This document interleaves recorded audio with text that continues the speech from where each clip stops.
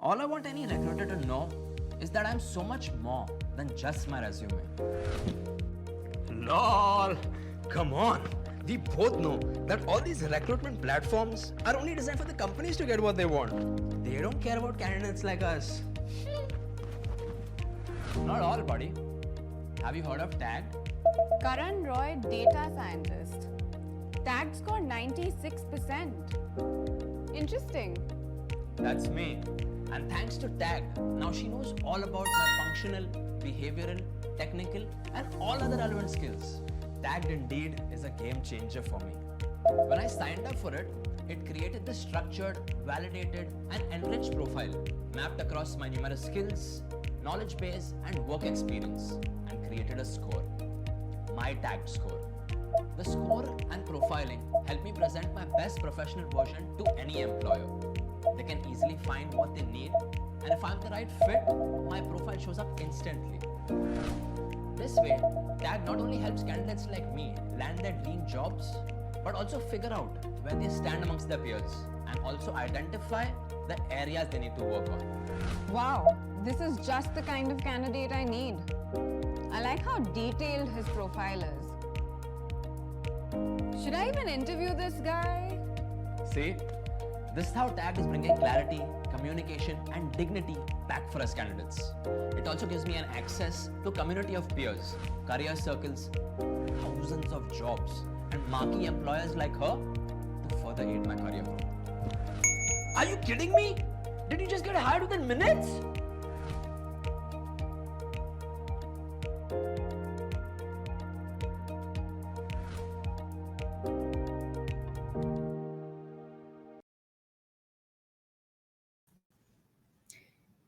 Hi, friends. Good afternoon.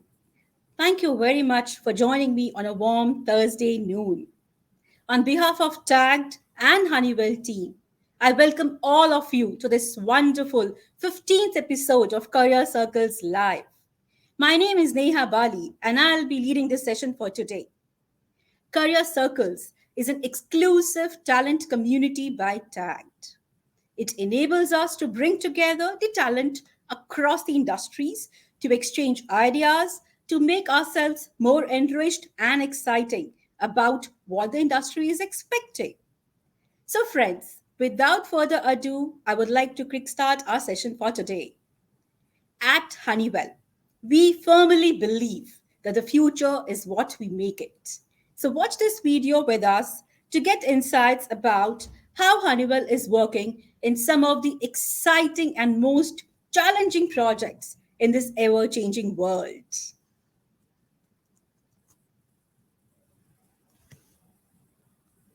The world's changing.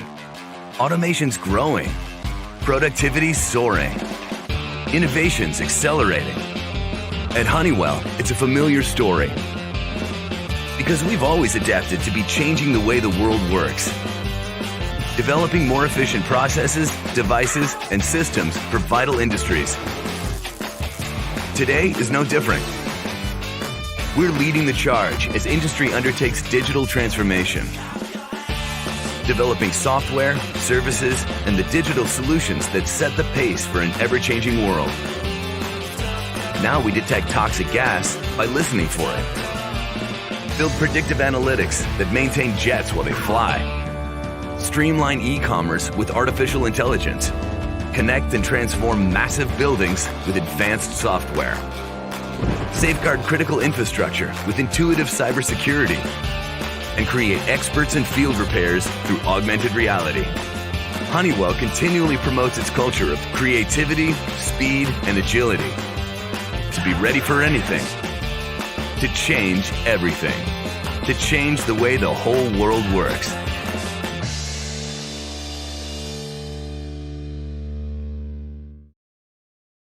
Or this video would have helped you to know how Honeywell is changing the way the world works. As you know, today's session is on a very training topic, AI, artificial intelligence, its use in buildings and customer experience. What has happened in the recent years? The advancements in the AI domain has revolutionized various industries, and our construction and customer service sectors are not the ones which are being exceptions anymore. We will highlight the new expansions in the AI, explain how it can improve and customize the customer experience, and discuss the growing job opportunities in the field. We have with us our speakers for today, Mr. Pinaki Lahiri, Senior Engineering Manager, Ms. Piyanki Biswas, Senior Customer Experience Manager with us. Pinaki comes with 26 years of experience in Honeywell and in automation industry. He joined Honeywell Automation India as a trainee and has worked in project engineering, commissioning, customer support, technical assistance, program management, learning and development. Piyanki comes with 18 years of exclusive experience in customer service, digital transformation, operational excellence, technical support. She joined Honeywell in 2008, and since then, she's supporting the security and the video product support. She's a skilled business transition leader. E-commerce deployment, technical assistance, training design and execution, and talent development are her key fortes. Glad to have both of you with us today. In Thank our you. Yeah. interaction with our speakers today, we will shed light on the exciting prospects that brings AI and the significant impact it will have on the future. This is going to be, guys, a very insightful session. So, at any point of time, if you have any questions, please put them in the chat window and we would be happy to take them in the end. Without the further delay, let's start our conversation with our guest speakers. Pinaki, starting with you first.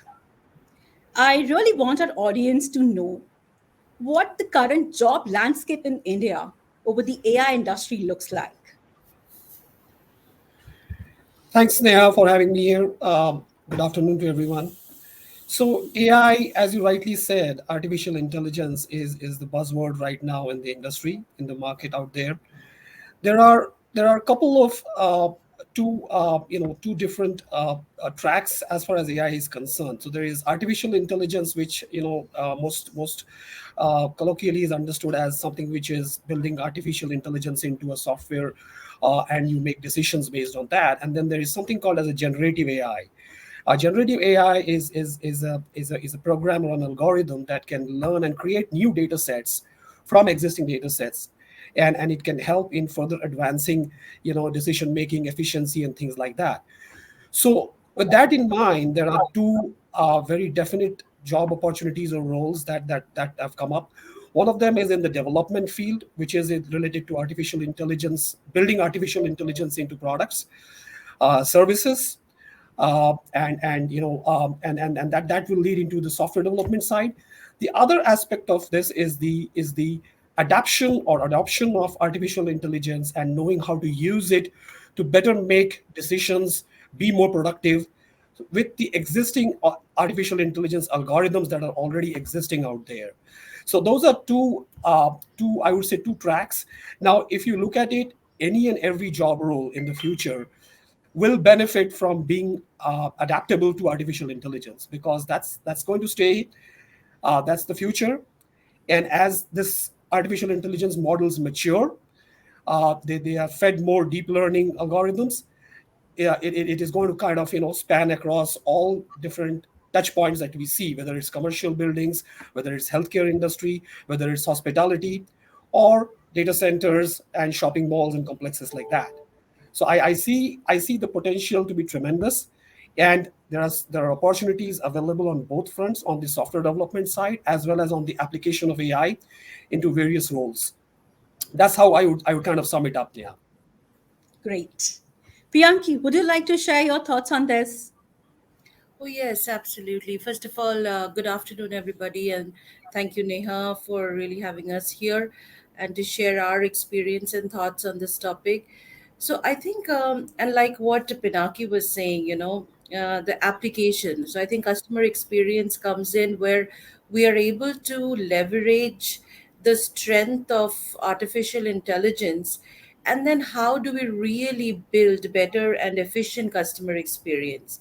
Now when I talk about the landscape of it and how this is building up in customer experience, is that we really need to understand the customer journey and the touch points. And once we understand that, and then we have a thorough knowledge about what solutions AI brings us, we'll be really be able to marry those two worlds, which will really give us a result of an experience that a customer would really today and in future would want from us. So I think customer journey mapping is very important to understand. How do I use AI in customer experience, and also to build and that experience that we would like to give to our customer, and also today customer wants that from us, so that's how I see how AI will a benefit and would really come into the customer experience world. I really like the description that you both gave. Marry between the two domains, one the Yes. AI and the other the customer. It's really nice. And thanks Pinaki and Piyanki to making us understand what exactly the AI is all about. It's a very quick and very crisp, but that really helps us out. So, Pinaki, as you have grown in the Honeywell system, would you like to share some examples, anything that you would like to share from your experience where Honeywell has utilized AI to improve the building design and construction processes? Absolutely, sure. See, I mean, as I said, it's an evolving technology. Generative AI is what Honeywell is looking at, because that's what is has the capability to learn from the models and create data sets, which is what we are into. Now, if you look at the landscape of buildings and building automation, there are various aspects that are extremely can extremely get benefited out of the existing technologies that are already existing. So what I mean by existing technologies is, uh, we always had the building automation systems. Okay, that's there for many years now. It's advanced. It's much more latest in terms of its efficiency and speed. But then what has added to the edge is the Internet of Things. So we have these Internet of Things devices, which are connected to the internet, which are providing all the data points, various sensors, which are all hooked up to the internet and feeding data into the building management systems.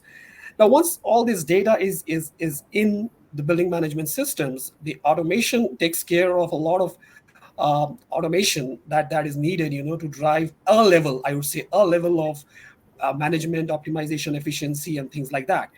But if we add artificial intelligence, deep learning into it, and enable the algorithms to better understand or correlate various data sets from different aspects, like you have the temperature sensors, you have the air quality sensors, you have the building occupancy sensors. All these data points are brought in together, and then when you apply these algorithms, it can have immense benefits in areas like energy optimization. I mean, which is a key factor for any building operator, whether it is a commercial complex, whether it's a residential complex, whether it's an industrial facility, or hospitals or healthcare facilities, right? So energy optimization is an extremely critical field where artificial intelligence would play a tremendous role in optimizing and providing, cutting edge options there, to feed data into building operators, and how they can manage energy management more efficiently. Then there are things like, how do you improve or take the occupancy, the occupants, their comfort and their experience to the next level. Like I said, I mean, today's building automation systems already have a level of automation which is pretty advanced. But artificial intelligence, adding temperature, lighting controls, and then ventilations based on real-time data occupancy, can really enhance, the comfort, and people, feeling to like the buildings, be in the buildings, because that's what buildings are all about, right?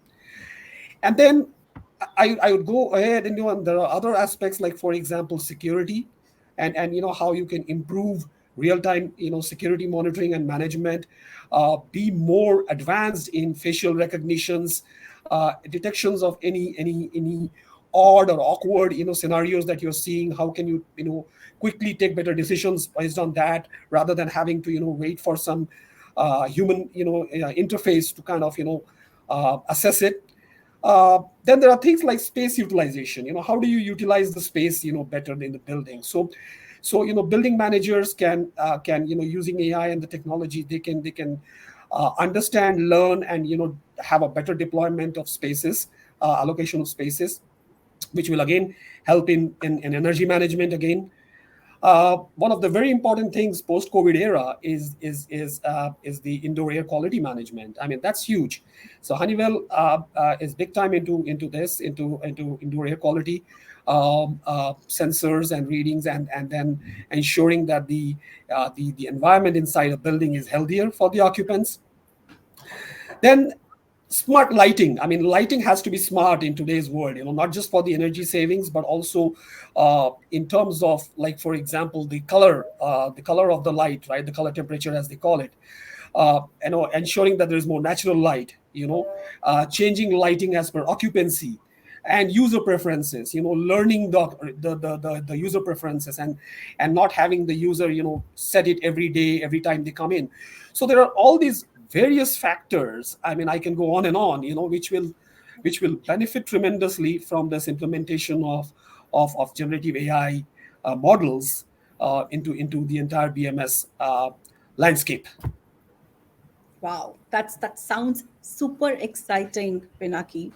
Really, I mean, after listening to you, it's like it gives me a feeling like everywhere within our life, our day-to-day life, we have AI somewhere or the other impacting us, and it is associated somewhere or the other to us. True. Priyanki, would Mhm. how do you take this towards the customer experience in buildings? How do you think that AI has put a personalized and a seamless customer experience in buildings? So see, I think everything in our life, there is a certain speed with which we want things, right?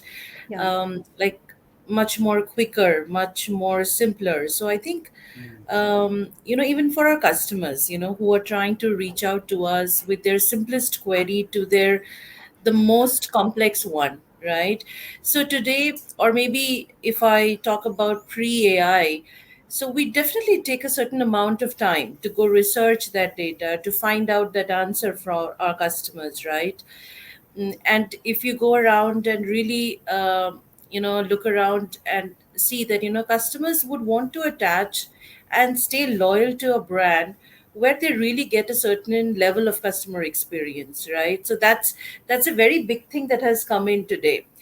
Now, what AI would bring to customer experience, and I think that's where, whether it's building technologies or Honeywell as an organization is coming in, is that how a first to read and to understand that pattern of that query customer is giving to us, right? If you really remove the artificial intelligence, I mean, where do we get to read the pattern, right? We know the kind of and the types of query that comes, but we really do not know the trend. I think once the solution of AI helps us to read the pattern, A, we will be able to personalize it for sure. B, we will be able to predict also. Like today, we don't know, like, if I'm sitting here and talking, the next minute, what kind of a query would come. We have some generalized idea, but then out of nowhere, something will come up. And as an organization, we're not ready and we start hunting for that information all around, right? So we do not have a data bank which could really pop up and say, hey, this is what the customer could ask 1 week down the line, depending upon the buying pattern or the delivery of the products pattern. So, I think the personalization will come from there, where I would be able to predict and would be able to be ready with that experience that I can give to the customer, as a solution or an answer to a query which tomorrow customer may come up with.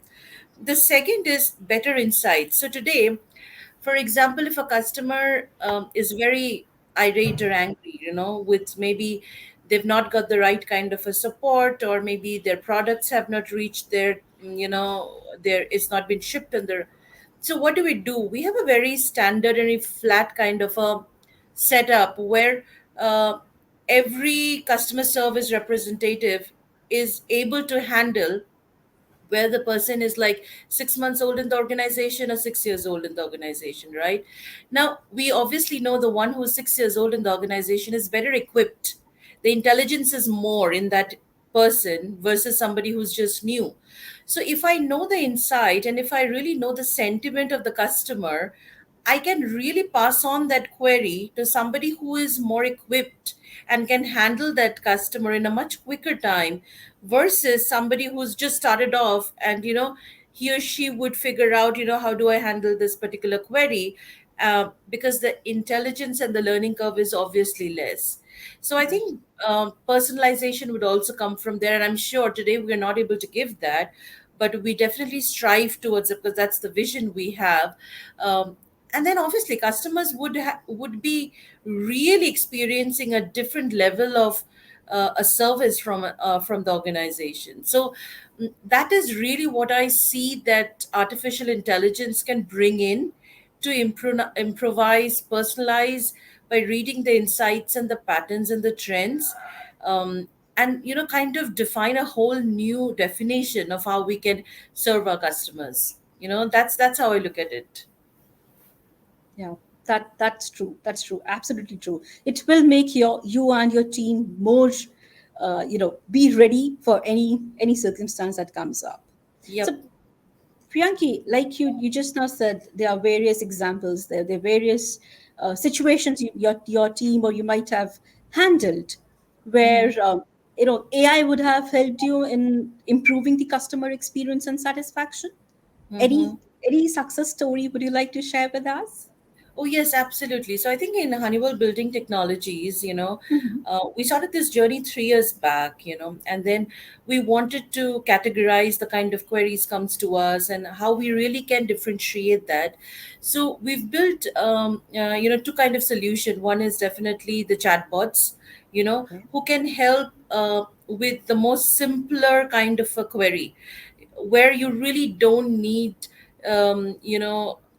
trained human intelligence to sit down and really answer that.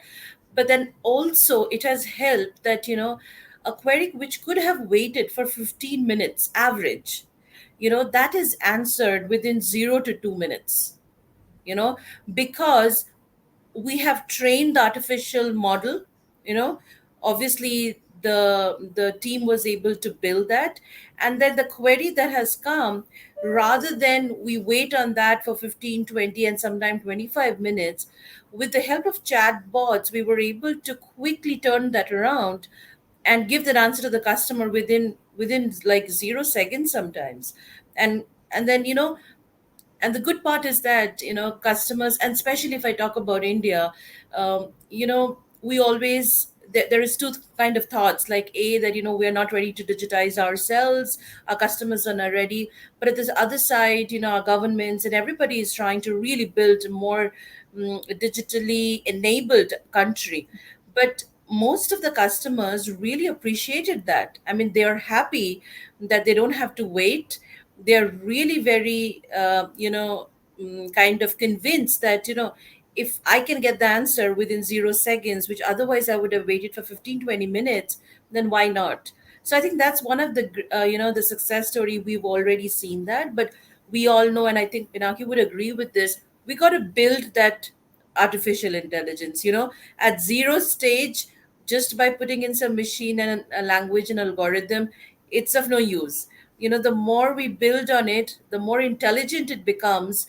And then obviously, so I think that's the journey we are at. We're trying to make it more and more intelligent so that it can kind of help customers more quicker, giving more quicker resolution also. So I agree. absolutely Absolutely. incredible. So that's an incredible example that you gave, Priyanki. Reason being, 3 years you have started. I mean, this entire thing has started into the building solutions, and it has brought to a space where a bot is there to help a customer.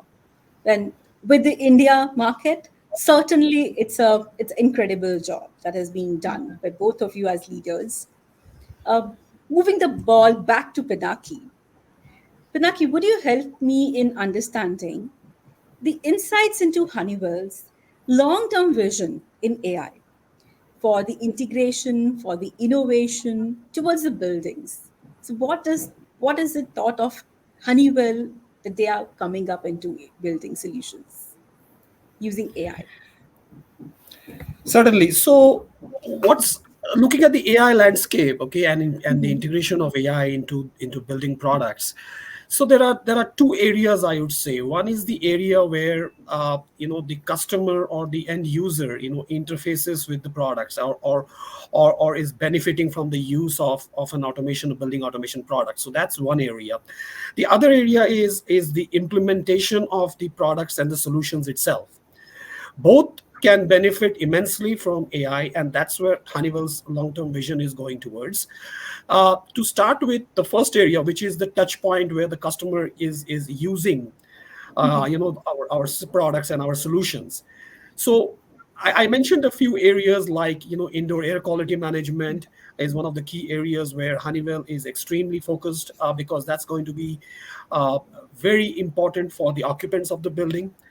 Occupant comfort, and adding the efficiencies, with occupancy, depending on occupancy, taking intelligent decisions based on the dynamic changes in occupancy of a building is another area where is going to be one of the focus items for us.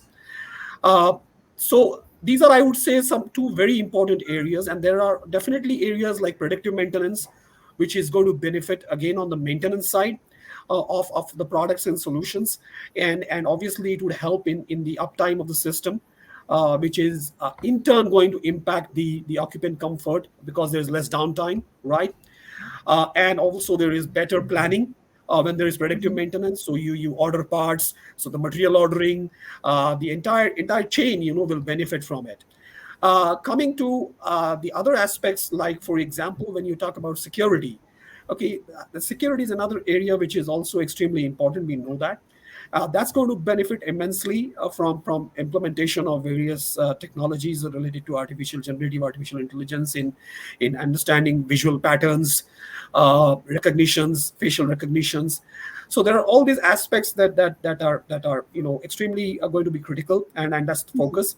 Now that's on the customer or the end user touch point side. Now comes the implementation side. So how can we implement the solutions faster?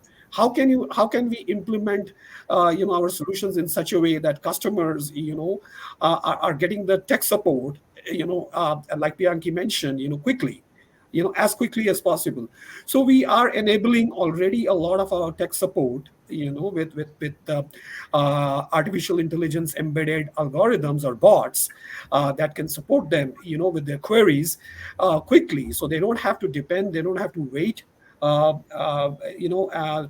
get their answers. So that's the implementation side of it. So we are also looking at various product and project engineering aspects of artificial intelligence implementation.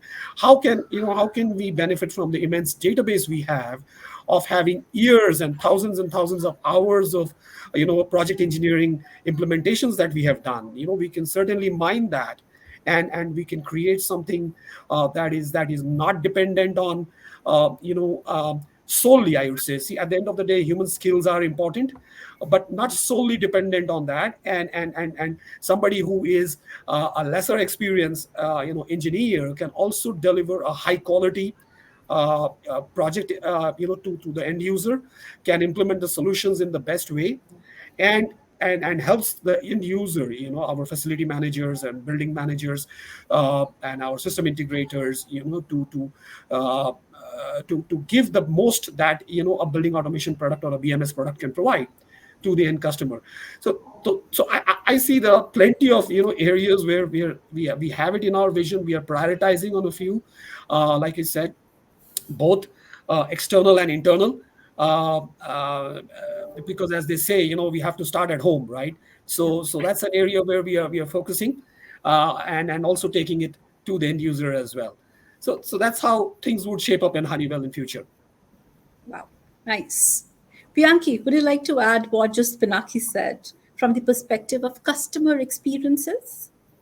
Absolutely. So I think self-serve is the next big thing from a customer service or customer experience, or whether it's any kind of service and support to customer, right? Um, Definitely, at par, all organizations definitely strive for that self-serve.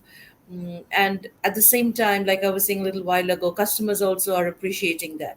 So I Yeah. think self-serve is definitely the next go-to, where whether it is tracking your own orders, whether it's getting your orders booked yourself, whether you get to know yourself, whether it's anything simpler to the most complex query. So I think self-serve for sure is definitely one space where whether it's Honeywell or whether it's HBT is working towards. The other one is where we are trying to or maybe we're working on to really, like, chatbot is one developed sector we've already seen success in. However, we are also trying to see that if we are able to know the buying pattern of a particular customer segment, and then, because we deliver Honeywell deliver products various segments, right, where government sectors, private, hospitals, or banking, right? So if we are able to read the buying pattern of the customers, right, and then we are able to read the kind of failures the product give in those kind of areas, like in a hospital, it has to be more secure and without any error free, right? We really don't have a space to really okay, if something is not working in a camera or something, okay, let it be for the next 2 days, versus a bank, versus a normal commercial mall or something, right? So if we can use that data, we can use that intelligence, and then we can translate to that, okay, what are the kind of queries that could come from these sectors and these segments, and then we are able to channelize and say that, okay, if the kind of queries are coming from more sensitive segments like banks or hospitals, right, we need to kind of manage them in a more different way. So can we have omni channel presence, right? So today, maybe customer only has a phone number to kind of pick up the phone and talk, or email. But then imagine if somebody really wants to get something fixed in a hospital, and you have to wait on a long queue. I mean, obviously, nobody wants that. So we are trying to use that data to channelize and use omni channel to deflect the kind of queries that are coming based on the segments to the right answers or solution. So that's another. So I think self-serve definitely is a big piece where Honeywell, I think all the SBGs of Honeywell are working towards. The second is definitely, how do I use omni-channel based on the data and the intelligence that's coming from the customer behavior buying pattern. So these are the two big areas that we're looking over.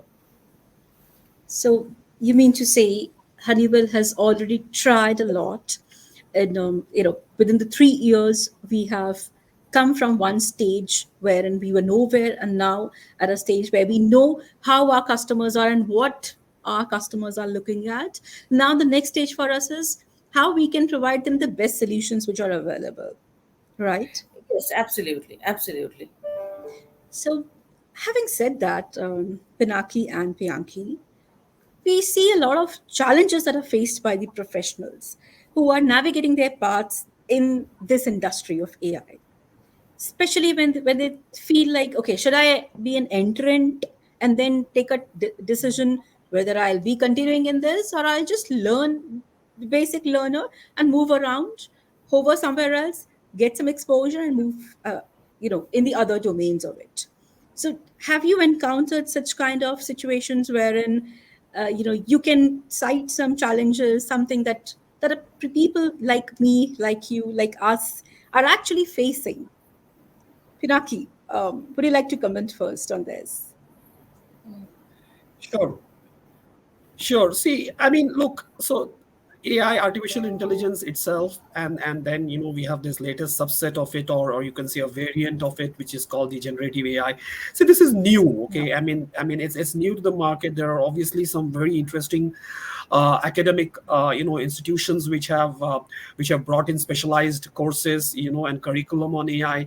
And I think that's definitely going to give a head start in terms of the shortage of skills that we see in this area. That's definitely going to be a good starting point there.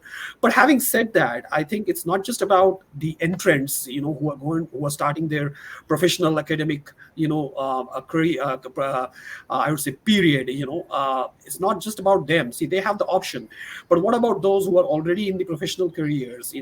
It's there are plenty of learning opportunities. There are plenty of mocks, as they call it, the massive online courses that are available that you can learn from.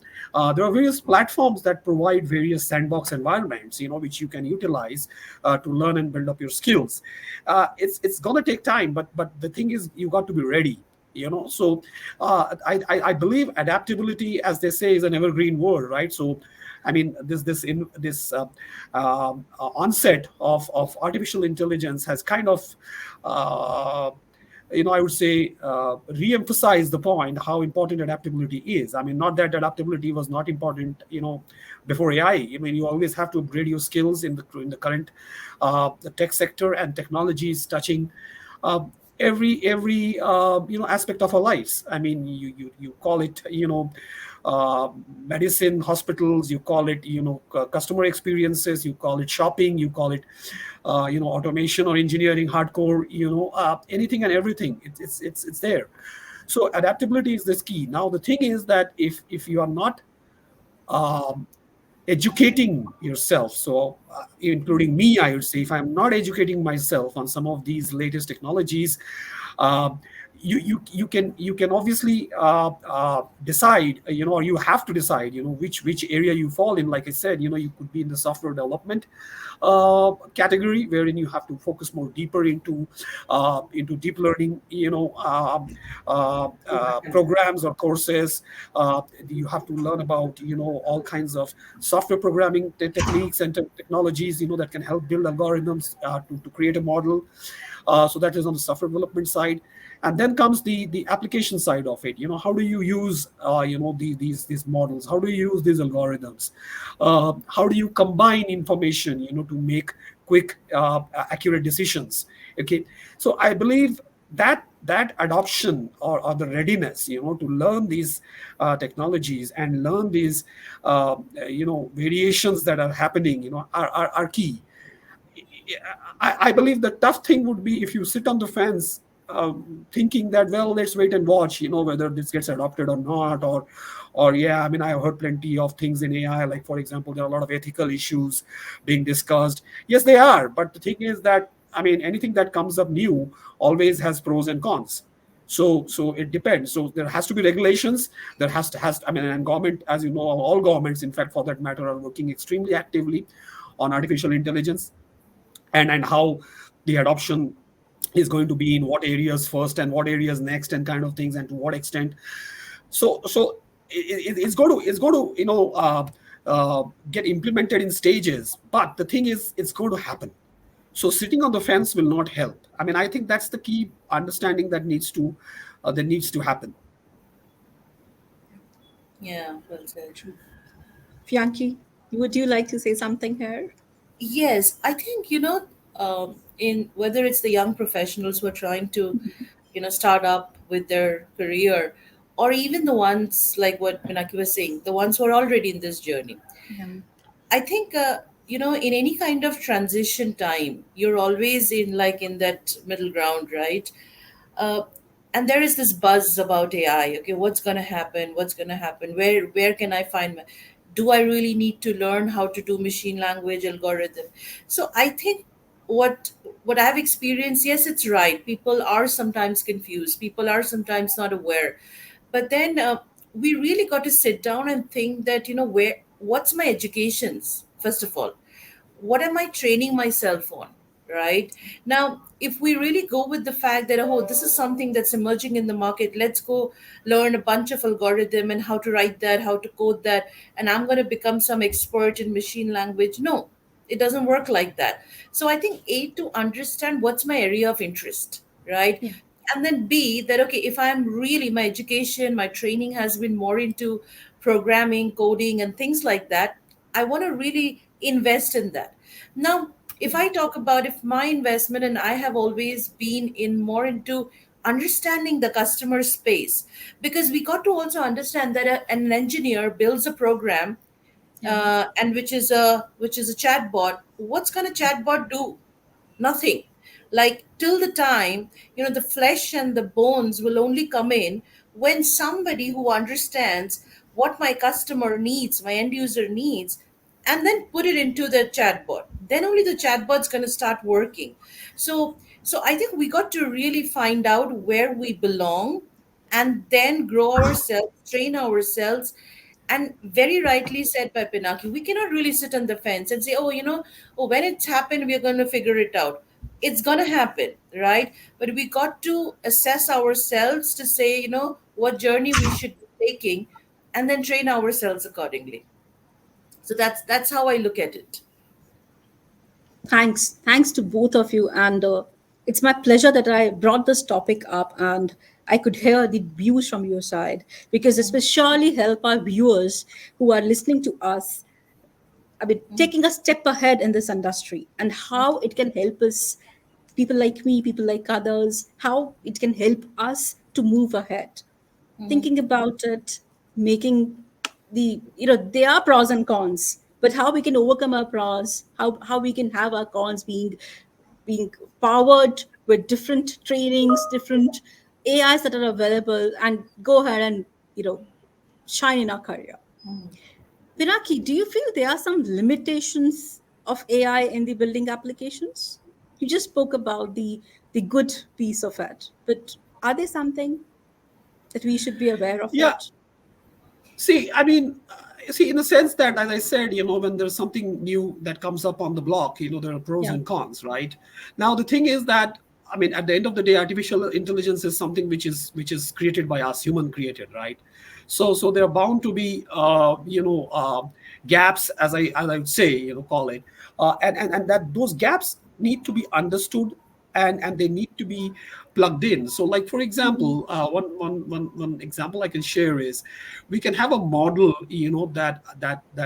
that understands, reads, the weather data from a micro location, let's say, I mean a local city area weather station data. It monitors that, and it looks at the building occupants and the HVAC performance, and then the HVAC parameters, and make certain decisions. Now, the thing is that it's a combination of data that needs to be looked at. Now, unless the algorithm is very well tested, that it can make use of all the data points and produce an output that is reflective of a true control action, I would call it, is something that needs to be matured. So this is a model. It's called a deep learning model in itself, a generative AI, as I spoke. So it needs to learn, and we need to keep tweaking that model till the time it is we are convinced that yes, it considers all the factors that we want it to, and uh, you know uh, uh, uh, the algorithm takes actions or works in the right direction, that it should. So that's something that is, you can say, a method that has to be tried out. So there are models built, they are being tried out, and whatever gaps that we have need to be plugged before they are, I can say, kind of, full-time production ready, sort of. So I would see that is some kind of limitations there, that will have to be overcome. The other one is what I spoke about, the ethical aspects of AI, and that I would say comes into picture when we are talking about more of the facial recognition, emotional pattern recognition, and things like that. Now, that's a lot of data points related to personality, individuals, and things like that. So there would be questions on that, which is, I mean, I would say that's still an uncharted territory. Okay, that still is evolving, and I mean, I think all of us must have heard that there are some governments, who are taking some actions in that area on what can be done and what cannot be done. So I believe these two areas, or these two things, are particular limitations or gaps as of now. But I think this will evolve, and we will be able to get over it, as we progress and get more maturity into this artificial intelligence models, creating the artificial intelligence models. So that's what the advancements that we see in the near future that will come up. The more Yes. we make our AI intelligent, the more it is going to be operative the way that we want. True. Correct, correct. And see, that's what generative AI is all about. So generative AI, is something which is expected to create new data sets from existing data sets. So that's where the predictability comes in. That's where the edge comes in. Now the thing is that whether that generative component works as intended, that we want the direction, that we want it to go the direction it goes, I mean, then we can say that it is production ready, and that's the advancement that is happening, that is going on. And I think obviously there are disclaimers you can see many times put nowadays in many models, where it says that this is still being trained, and so on and so forth, right? So that's what the gap is getting bridged, I would say. Wow, that's really sounds interesting to know more about the AI.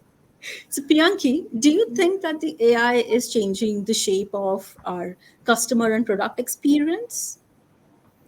Oh yes, it does, and I think this is all in the last 45 minutes how we're talking about. Yeah.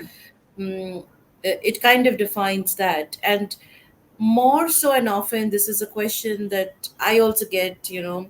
That and people kind of think that it's going to replace people's job, and you would really not need people to. And I look at it in a very different way. So yes, it is definitely defining a new or giving a new definition to customer experience for sure. But then what we also need to look at is that and people who really get this kind of a question is that how is this defining it, because we put a lot of effort, and our thought is like, uh, okay, what's going to happen if I'm doing this tomorrow, like for example chatbots, right? So it is like on the onset of it, right? And this is my personal belief, is like human intelligence will always be needed to build artificial intelligence. I mean, Absolutely. that's said and done. I mean, no matter if artificial intelligence is the 100% of accuracy, whenever it that be, but we always have to believe that there was a human brain behind that to build that. So we really got to think in a different way that yes, maybe today I was typing an email, that tomorrow a bot would do that. But then I also have to ask myself that do I really want to type an email for the rest of my career? I don't want to. I also would like to grow in my career, right? Otherwise, if I don't grow myself, forget AI.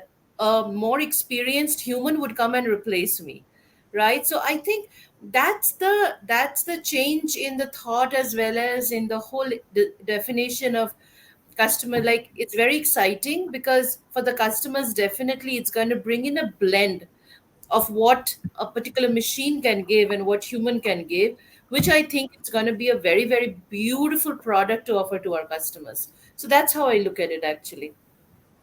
So it's high time for us to change the way we should look Exactly. at. Yes, Our yes, outlook should be changed. Yeah. yes.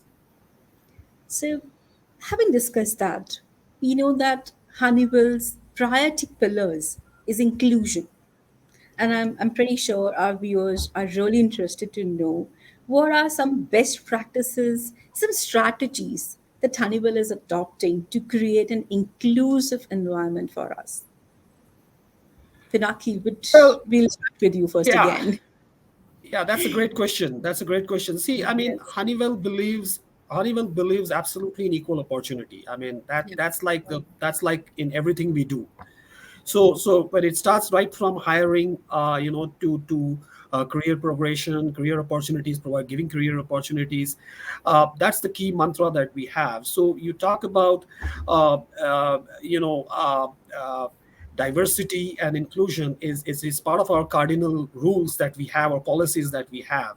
So whether when it comes to any job, okay, we ensure that we, at right at the hiring stage, we look at a breadth of diversity, because what Honeywell believes in is that when you have diversity in workplace, that is where you get Great ideas. a mix of ideas, and you benefit from different cultures, different geographic locations that people come from, gender, I mean, all kinds of diversity brings in different perspectives. And having this great mix of perspectives helps in a lot of different areas, like decision making, like understanding people, understanding customers. So there are multiple touch points there, but giving the emphasis and walking the talk, as they say, is the key that Honeywell practices, and that we follow in every possible scenario that we see, right from initial hiring to progression in Honeywell. When people are experienced, they are looking at their career opportunities in their careers. uh, there is no differentiation, there is no uh, you know uh, uh, uh, barriers set, like for example, this is a role that can be played by X or Y only. It's not differentiated at all. So that's the great thing about Honeywell, and that's what makes us different. True. Piyanki, we would love to hear your thoughts, please. Yes, I think Honeywell doesn't think two ways about this, you know. Mhm.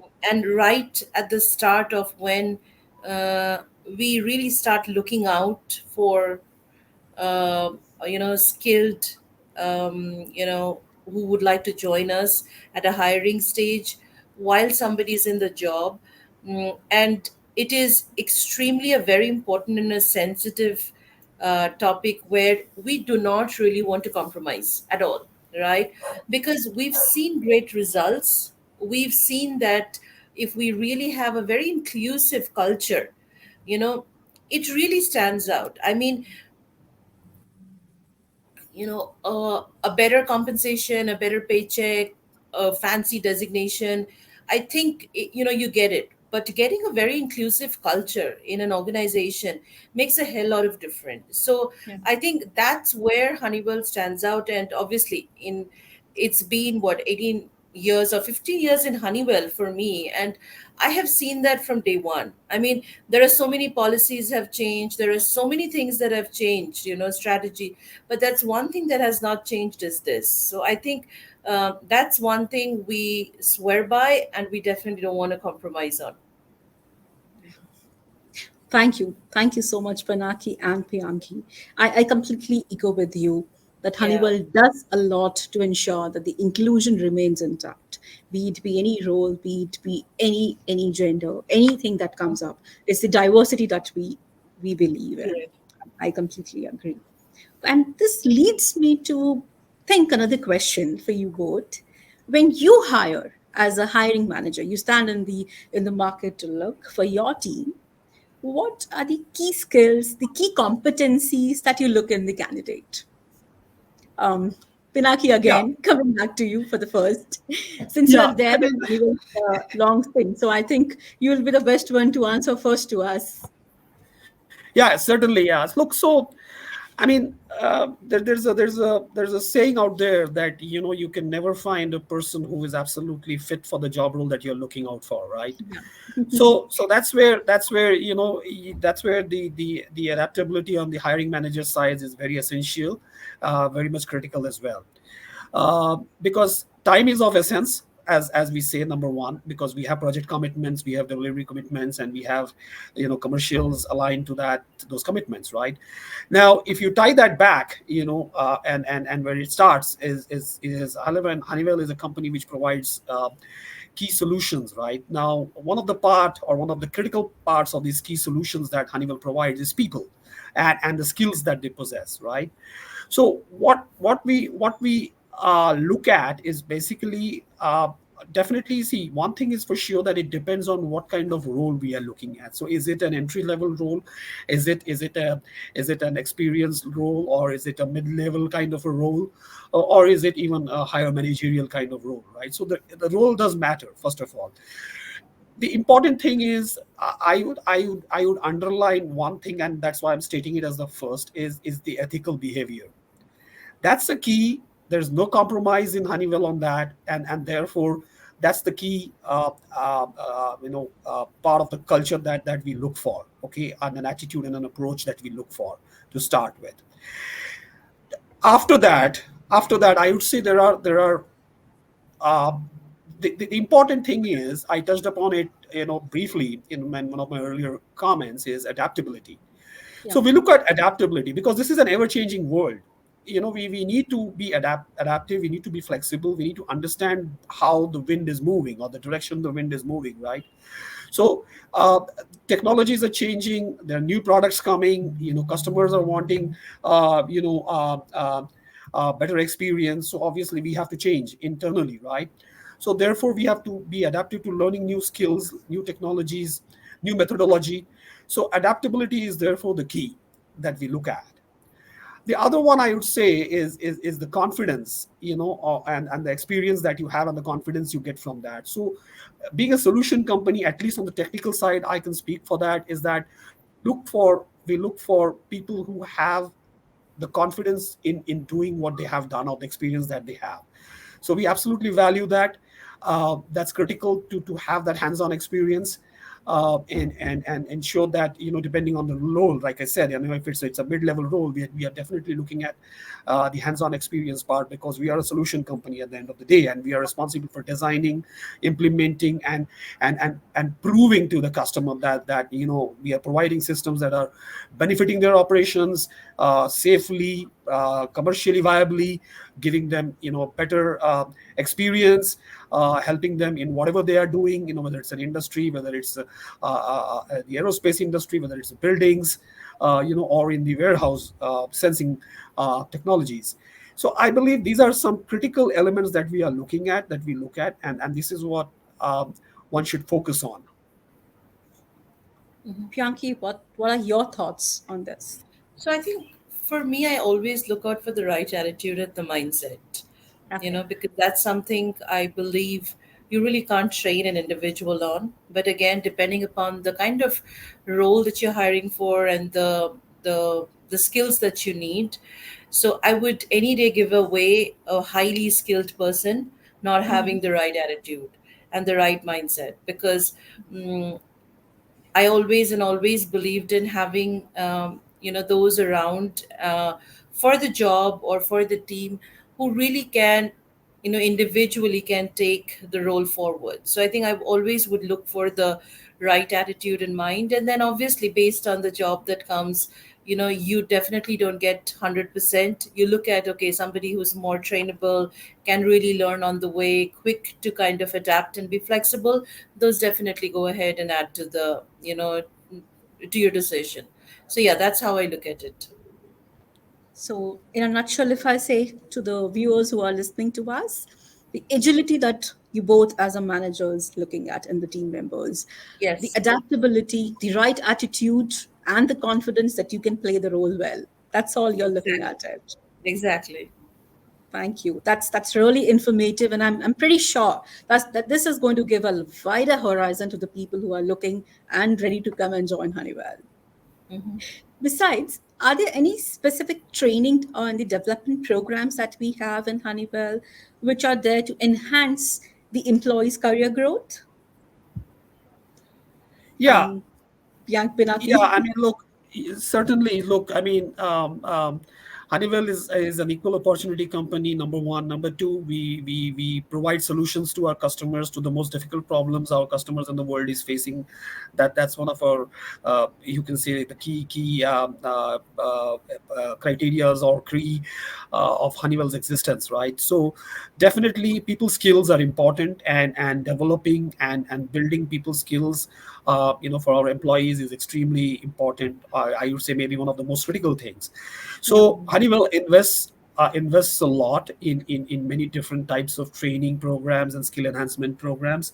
So uh, so what happens is, we do have a program called as Honeywell Accelerator.